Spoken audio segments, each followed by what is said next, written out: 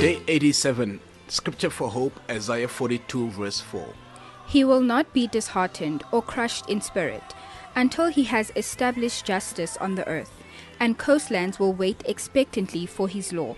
Scripture for Healing, Psalm 119 verse 94 to 95. I am yours, rescue me, for I have worked hard at obeying your commandments.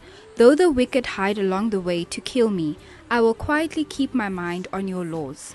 The Scripture for Restoration, Job 33 verse 26. Then that person can pray to God and find favor with him.